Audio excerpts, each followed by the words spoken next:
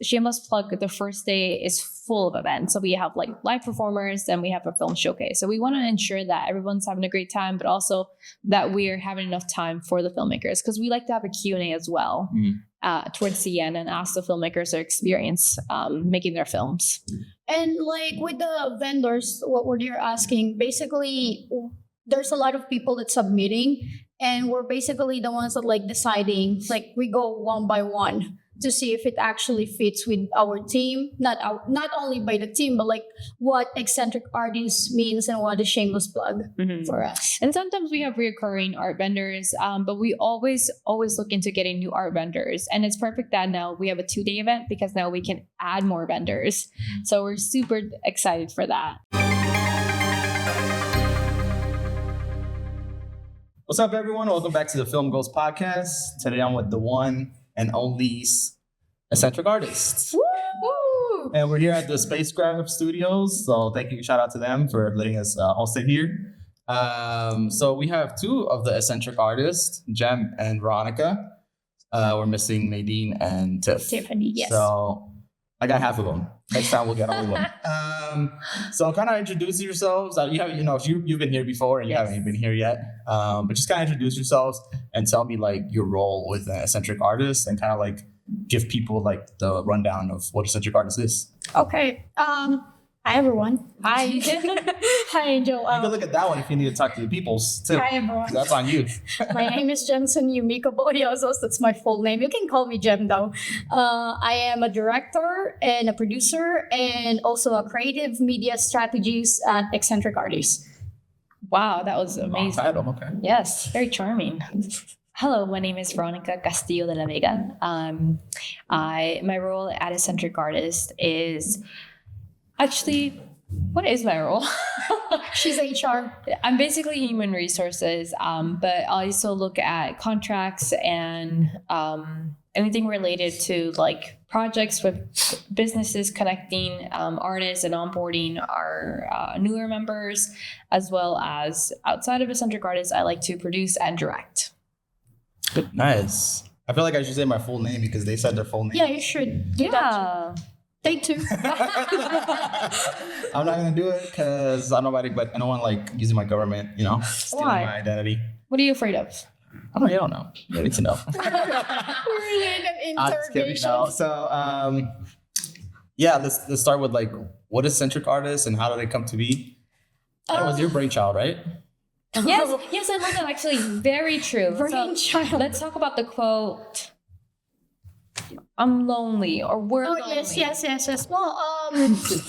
Well, at the very, very beginning, when I think it was like my last year of college, I was really into like the arts community in Vegas. So I wanted to do a documentary called Crave, which I'm still doing it.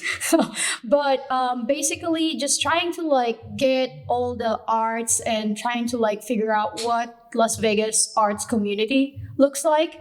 And then when I was in college, I also realized how much like people kind of like focus more on directors and not much highlight of the other departments as well. So I was talking to Tiffany about like a database in the beginning where it's like, okay, what if like we highlight all of our friends, like the cinematographers, the art department, the production designers and stuff like that, and just like put all their profiles and all their stuff that they've worked on. And that kind of like combined from like the documentary of the arts community plus the database, and it turned into like Eccentric Artists. It kind of like started when it's one of our meetings during the documentary, because everyone was kind of like working towards it too. Nadine was there, Tiffany's there. And then when we were working towards it, we kind of like tried to like see who else we can add. And that was Veronica. I was like, oh, my Veronica here. And at first, it was actually when we called her, the very, very first meeting, she was in Mexico. Want to talk about that? Yeah, that's true. It's so crazy because I had a message from, I think it was Jem, I'm pretty sure it was Jem. She was like, hey, I have this really cool idea. I'd love to talk to you about it. And I was like, sure. So I hopped on this Google Meet with a bunch of people. I was like, Jem, Tiffany, Nadine. And I was like, oh, what is going on? And they basically talked to me about like forming a community of artists. And I was like, okay, whatever it is, I'm so down. Because I'd known Nadine, Tiffany, and Jem from school. I'm like, I wanted to be part of something. And I was freshly out of college too.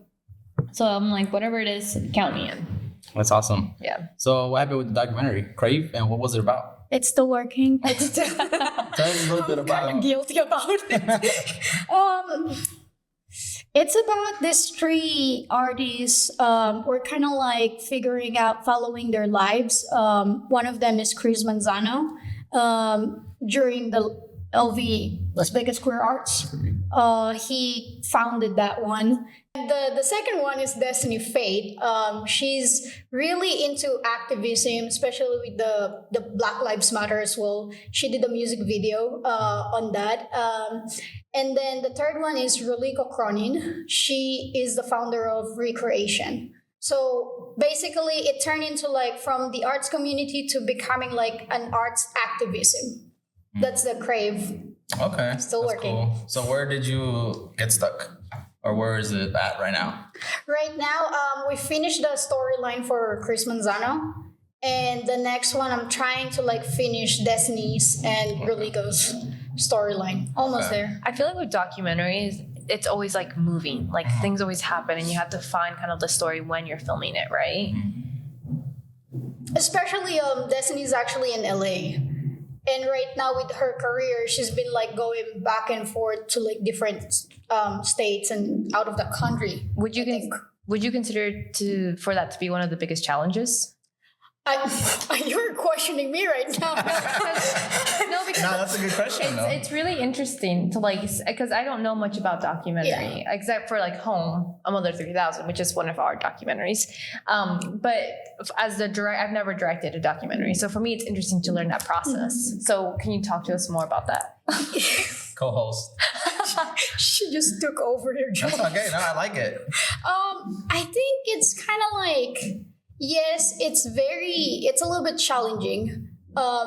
Just because like I live in Vegas, most of the crew live in Vegas as well. So like the transportation, communication, scheduling, and then like me having Eccentric Artists, my work and other things, it's kind of like the scheduling part of it, but also the funds, so it's basically Crave is more like, I got a grant from Brendan. I got $5,000 for that, but it's been years now. There's still a little bit of money from it, but most of the time I'm just like trying to like use out of pocket money for that. I don't know how to answer that question. Yes, it's kind of yeah. And I think you answered it. Yeah. Okay. I think there is a struggle with finding like a balance between like film and then like your job and then like family and stuff like that and friends. I know I struggle with it still. What about you, Jem? I feel like right now with like, because I've talked about this to my other friend before, and I think I realized how like I'm such a different person from like back then and now, and that's like when I think that's one of the reasons why I'm like almost like struggling finishing it, because my passion is kind of like shifting a bit. Yeah. I still want to finish it. I'm still passionate about it, but it's like from who you are from right now, it's I'm still working on it. Yeah, no, I got it, Okay. Yeah. And you guys do a lot of stuff for like Eccentric Artists itself. So talk about like, you guys do a lot of events. Yes. So how do you plan which events to do? I know you guys, your big main one is the Shameless Plug Festival. Yes. But how do you plan that and then everything else that you guys do around it? So we have a retreat every year, which we like to like one of the most important things is to like make sure that we're taking care of each other, and we're just like a day for us to like fully relax and enjoy each other's presence, because we are partners, business partners, but we're also friends. And managing Eccentric Artists, we have to like balance that, like being friends and also being business partners. But at the retreat, we also talk about our goals within Eccentric Artists and our timeline. Like, okay, what exactly are we going to do the first quarter, second quarter, third quarter, and that's how we're able to like really plan out our events and workshops. And even when we first started Eccentric Artists, we had something called our wildest dreams. And it's basically like anything that we wanted to build with Eccentric Artists. Like it could be the craziest thing. I said we should do like a theme park. Maybe one day we'll own a theme park. Who knows? A band. Things like that. So our retreat, we're really focused on making sure that we are making events for our community, and that one of those is Shameless Plug Arts Festival, which is going to be happening actually quite soon. November. Tell them when. Yeah. Our Shameless Plug Arts Festival is coming up on November 16th and November 17th. On the first day, it'll be at Ferguson's downtown, our usual. We're going to be celebrating basically our birthday, and we'll have live performers, art vendors, and a film showcase. Our second day will be... Day 2 will be November 17, Sunday, at the Uncommons. So it's like... Oh, sorry. No. It's free event. Yeah, I should mention this. Our first day is going to be a ticketed event. You can buy your ticket early for $8 online, or you can buy it at the door for $10. And like Jem said, our second day is going to be free. It's more community focused and aspected on. We have workshops for all sides, all creative sides, whether it be like poetry, journaling, and crafting, along with a filmmaker panel. So we're super excited about that. Cool. So this is your first time doing a 2-day festival. What goes into putting it together? Oh my gosh. Yeah, a lot of planning, a lot of logistics, a lot of contacting Clark County, the city of Las Vegas for permits, contacting Uncommons, making sure we have everything that they need from us, deliverables,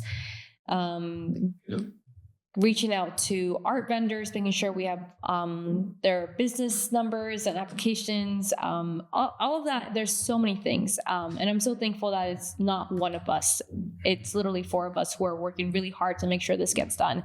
And I feel like the point of us, like this art festival, is for it to be for artists of all backgrounds, to connect and be able to network in a place where it feels safe and fun to do so. You guys have the film showcase on the first day, and you want to talk about the theme and how you guys came up with it? I think Nadine came up with the idea of like dark academia, because it's a little bit like this year is a little bit like it's popping out, especially with like Taylor Swift. Oh, is that a She trend? loves Taylor Swift. I love Taylor Swift. We're not gonna get into that. Nadine hates Taylor Swift. Everyone hates Taylor Swift. No, besides we me. don't. Nobody. We don't hate Swift, her. okay? We're tired of her. I'm sorry. Oh no. I love her though. But anyways, like I feel like the dark academia poetry type of situation this year is kind of like popping out right now. That's why I feel like it's kind of like organic that we're doing it. What is dark academia? Yeah, so if you're asking yourself, what is dark academia? Great question. Literally, that's what I said for the promo video. But dark academia is the subculture and interest of higher education, literature, the arts, and also mystery. And it just made sense with Eccentric Artists to do so, because we are just we don't just only focus on film, but we're now seeing it as the bigger picture, where we're also reaching out to musicians and different artists. So, I feel like it made sense for us to be dark academia. And it's fun and it's cute. I feel like if you see Jem has a lot of dark like academia. Professor. Yes. You got the thing on the elbows? Like what? I know what you're talking about. The patches. Yes. There's like patches on my elbows. The scholarly outfit. Yes. Okay. So we definitely want to see people in their best dark academia fits. Not something that's required, but it's fun to do. Last year for Shameless Plug, it was a Y2K theme. And it's fun to see everyone's outfits. And we also, at Ferguson's, we collaborate with the bar. And we have a specialty drink this upcoming year. I wonder, should we say it? That's up to you. Okay. Say it. Yeah, I'll say it. We're gonna be having a specialty drink, whiskey sour. So it's gonna be really cool, really fun, and yummy. So come through. You know. How are the submissions and how do you guys choose how many go up, and like how many submissions did you guys get in? I feel like How many was that? Like, we got a good amount. Like I want to say, was it close to 50? this is more like Tiffany question, you know? Yeah, because Tiffany does a lot of like creating our website and like looking through the forums and stuff like that. But all of us do look through all the films and we watch them together, or we watch them before we meet up, and then we talk about like what we liked about the films and how it fits with the dark academia theme. There are requirements. I think they have to be like 4 to 5 minutes long. So we always look into that as well, because Shameless Plug, the first day is full of events. So we have like live performers, then we have a film showcase. So we want to ensure that everyone's having a great time, but also that we're having enough time for the filmmakers, because we like to have a Q&A as well. Towards the end, and ask the filmmakers their experience making their films.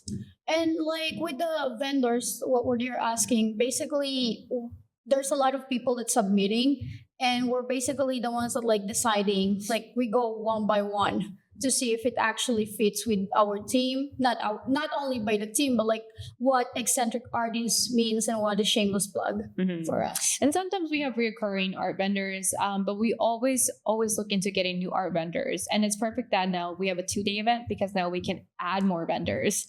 So we're super excited for that. And to be able to always collaborate. Actually, we have a collaboration with Sproutyverse. What? It's an art vendor called Sproutyverse. Okay. And they're so amazing because they're able to like make artwork for Shameless Plug Arts Festival. Okay. So we're hoping that we can be able to release that soon. Okay, that's dope.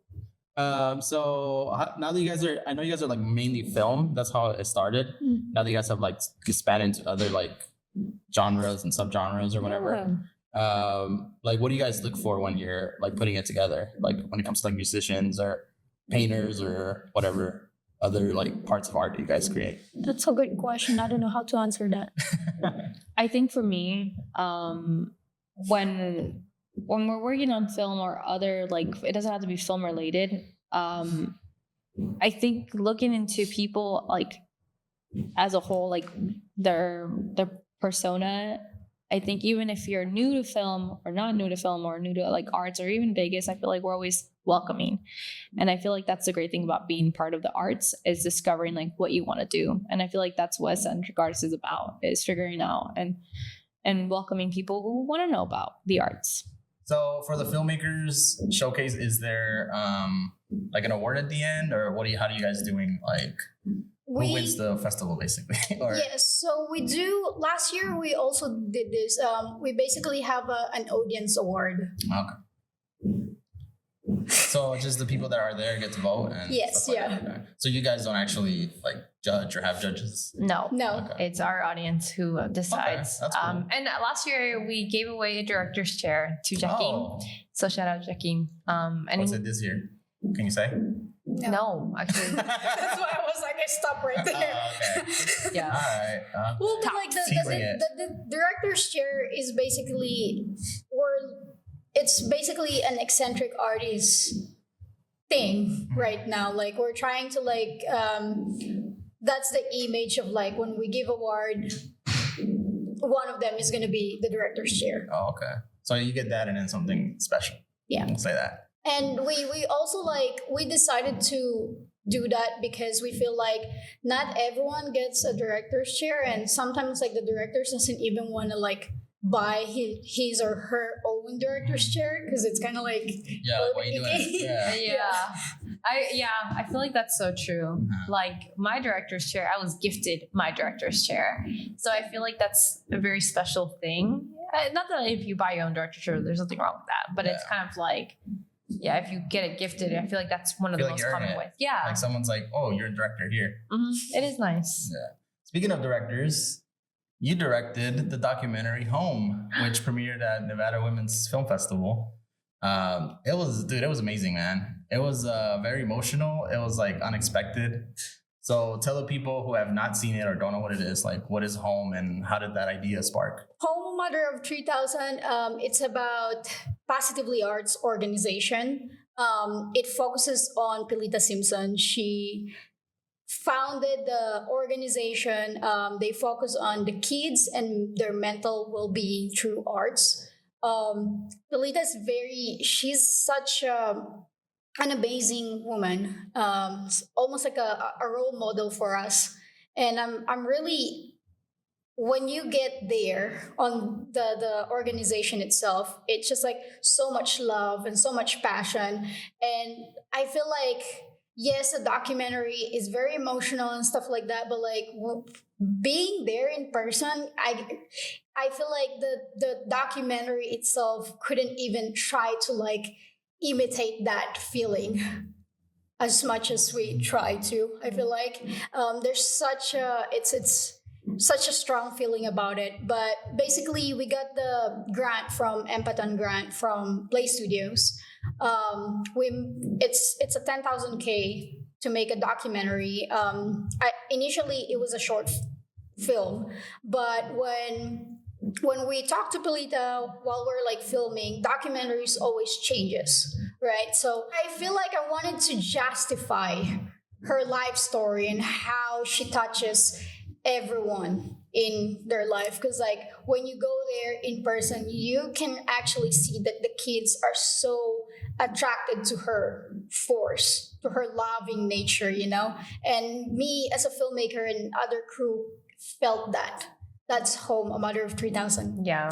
So kind of tell I guess like the storyline. So you met her and she teaches kids how to perform or dance or... Yes, so the storyline itself, the Positively Arts, they've been like, I don't remember how long have they been on, but basically it's their very first musical, The Audition Room. So that was the first that was one that we're actually filming, is that the audition room and how it works and things like that. And then we go dive into like her personal life and her family and how she's juggling with she has two kids, like young kids, and then she also has her other 3,000 kids or more than, and how that's like just juggling. This woman is just superstar, but also she's performing as well. She's in the industry at the same time, so it's kind of like, it's just amazing to see that.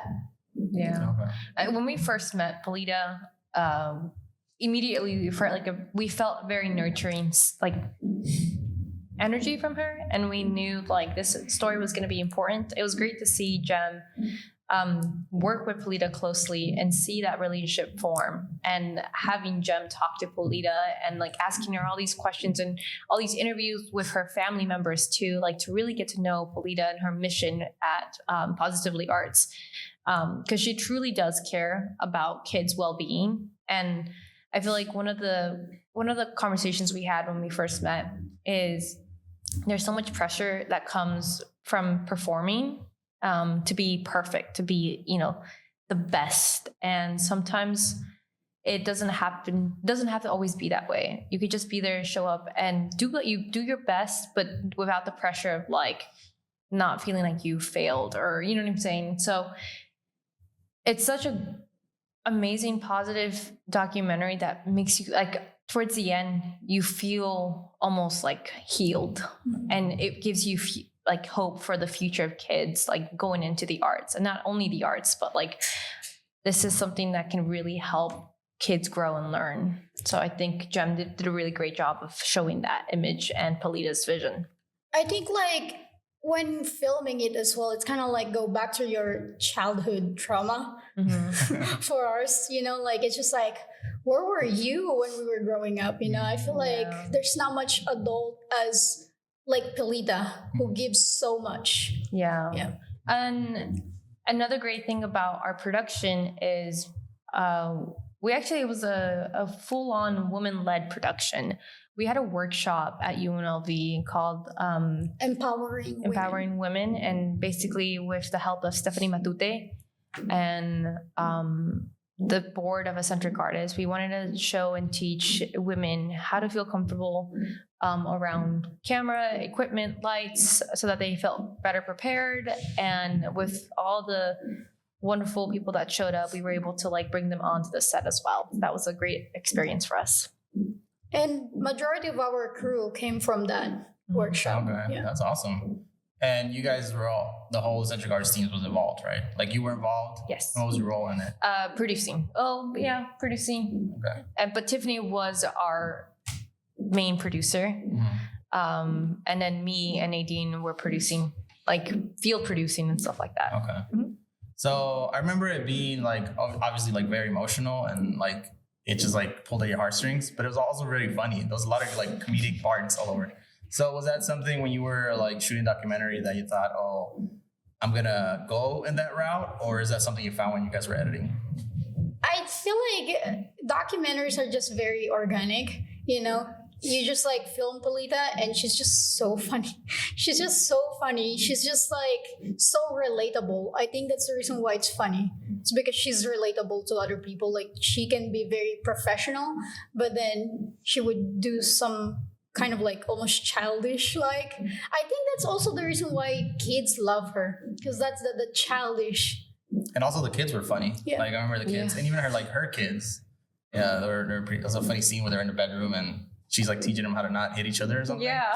That was pretty hilarious. So when it comes to directing documentaries, is that where you like? Is that the field that you want to go into? Do you like narrative too, or? I've been like trying to like explain this to other people whenever they ask me that, because I feel like You just kind of find documentary, or is something that you wanted to do? It comes to you. I would say this is going to be hard to explain, but like I feel like documentaries are, whenever I do documentaries, it's so natural to me. It's just like it just happens, and I'm just good at it. I feel like. What is something? Because I've never done documentaries. All I've done is narratives. So how do you direct? Like what kind of? Because you can't just tell the person, oh, I want you to do this or whatever. What is the direction that you're giving when you're actually shooting stuff? So before we actually shoot, I try to like talk to the subject beforehand, just to like kind of like figure out like, okay, their personality, their behavior, and to also like have them be comfortable around me, because I feel like that's when the human connection comes from. And with documentaries like that, just like it's just people talking with each other, and it's just like the human connection actually helps with directing. I just talk to them, and then I just kind of like, me as a director is also like me as an editor, so that helps with like how I put the storyline together, if that makes sense. Oh, yeah. That's that for me on the documentaries. And there are times where it's like I just love making people cry. Yeah, I made Pilita cry. I also You made hella people cry at the premiere. I cried. Everybody was crying from there. I also made I feel like I've made other people cry. Anyways, In a positive way. in a positive way. It's just because like you kind of like once you tap into that emotions and you dive into that, it's gold money shot. Okay. Am I gonna get canceled? No, 'cause that's like. No, I feel like, Jem, you're really good at like getting people to be vulnerable and raw. And I feel like with documentary, that's what you need, and I feel like you do really good job. You do a really good job of getting that from your subjects. So I think that's how you're able to like excel at documentary. Thank you. That's so nice of you. How long did it take you guys to go from like concept to finally releasing it? How long did you guys spend with her? Oof. A year, I would say. Is it 1 year? Yeah, it felt like a year. Yeah. We're currently going through our film festival circuit. So we're really excited about that. And how does the grant work? So they gave you a grant, and do you guys have like any limitations on it? Like, do they tell you stuff that they like want you to like I want you to tell this story, and do they have like, I don't know how to say it, but like do they put rules on it, or do you just give you the money and you can do whatever you want with it? Well, not do whatever we want. But, I mean, not spend it on a car, but you know what I mean. Like, next to the film. But basically, they just want to make sure that like Positively Arts has a good representation in what they do, and to actually genuinely, you know, put their story out there in a positive way and dive into like what they actually do. That's the main thing. And then the second thing is also it's the guidelines are, in order to submit you need to have like a director who's a woman, a producer who's a woman as well, and a DP who's a woman. That's why we made the empowering women, that we kind of like inspired from that rules and became like all women led production. How do you guys you guys have new members that you guys are starting to recruit. So Yeah. how do you guys find that balance, and how do you decide, okay, this is something we're gonna do, this is something we can't do, or how do you guys decide that? I think honestly, yeah, we do a lot, and we figured that we needed to bring in new people to help us because we were at a point where we were going to be burnt out. If this is an honest conversation, we wanted to make sure that we were going to still be running and still being focusing on our mission, and it made sense to bring on people that we trusted, that we had known, that we had worked with. And one of our members that we had always continued working our first years actually is Danny Ladder. She'd always help us with volunteers at Shameless Plug and workshops, and any film that we were working on, she was always there. And so we wanted to bring her on. She was also a gaffer on Home and Mother 3000, Megan Olenek, Sydney Mendoza, Jennifer Quintanilla, Sarah. I'm trying to think of everyone like in our team, but it's been such a big help to have them, and I feel like it only makes sense to be able to like grow as a team, because we can't do it alone, and we need people to like help us. And I think another thing is like setting up boundaries. It's hard for us because we always don't want to put too much pressure on people, but people are always willing to help if you ask, and you can delegate, right? I feel like that's one of my struggles is like, I'll do it. Like, I don't want to burden. I don't want to be, burden. I'll figure it out. But I'm like, no, if Jem can help me, and Jem's like offered many times, or like Tiffany or Nadine or even like Megan, like it helps me not stress out too much. And I feel like that's the main priority about Eccentric Artists, is that we're growing, we're doing a lot of things. We also want to make sure that we're checking in. Yeah. And that's when we have our retreat every year. Where do you guys go? Is it music different every year? Yeah. Okay. What's next year? That's a great question. I was actually thinking Zion. I like to do anything like kind of more outdoorsy? Yeah, outdoorsy, nature. Even our first year we went to California. We went to Universal. That's fun. But her and Tiffany wants camping. Me and Nadine are kind of a little bit bougie. They want glamping. Glamping, yeah. But I don't know. Maybe Colorado. That would be nice. It's just so random. She's like, what? Yeah. I like Zion. But maybe we could do something that has a little bit of I both. want to do vineyards. What was it? Is it what? Vineyards. Yeah. Oh, okay. Napa. You want to get lit. Bougie. Drink and then wine. like Okay. Come on. hiker. All right. So we're also partners with LV48. This year we're super excited, and actually the award ceremony is going to be happening on Wednesday, November 20th at 9 p.m. at the Beverly. We're super excited to see all the films, and we can't wait to see them. Okay.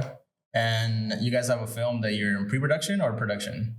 Pre-pro. And you're directing? Yes. Is this a narrative? It's narrative. Okay, so you're switching over. All right, so talk about it. Real Well, quick. I'm not really switching over. I feel like this is what I was like struggling with. That's why I said like documentaries are like natural for me, Uh-huh. but I've been doing narrative as well. Okay. And narrative is very like it's an addiction. I would say. But we are in pre-production for Gamu Gamo. It's called it's translated moth in the Philippines. Mutt? So moth. Like a dog? Moth. Oh, moth. Like moth. Okay. Yeah. Okay. So basically, in Philippine culture, if your loved one passes away, they become a moth first before going to the afterlife. Oh, really? So that's the element of the story comes in. Our main character, Lizelle, she's almost like estranged with her family just because of the Filipino dynamic. She's all working on her writing degree in masters, and but her family wants her to be a nurse. Of course. Right. So that's what's the deal is about. And she heard about her grandma's passing, and then there's a lot of like elements of the moth kind of like haunting her and the transformation and stuff. Horror? It's Suspense, thriller, fantasy. I'm really scared about this short film. I feel like it's, like when it comes to like when it's like a passion project and you're really if it's very important for me and for everyone in the Eccentric Artists, and Nadine, she wrote this script, and it's like a lot of like experience from like our family, our friends, and like it scares the hell out of me because I really want this to make really good. Yeah. Okay. That sounds fun. That sounds interesting. Even like the moth thing is really interesting. I never heard that before. Mm-hmm. Cool. All right. Well, I'm excited. Thank you guys for being here. Shameless. A Shameless Plug Arts Festival is going to be happening November 16th at Ferguson's downtown and November 17th at the Young Commons. And we're also launching our early donation for our upcoming short film, Gamo Gamo. Yes. So one last thing, from Eccentric Artists, we are growing as a community, and we always want to be inclusive and inviting artists of all backgrounds. And we just want to give a big thanks to everyone who supported us and helped us get through this big journey of ours. From all members, thank you so much. And for everyone who helped us and getting us to be where we are, thank you. Cool. Thank you. See you guys next time. Thank you, Peace. Angel.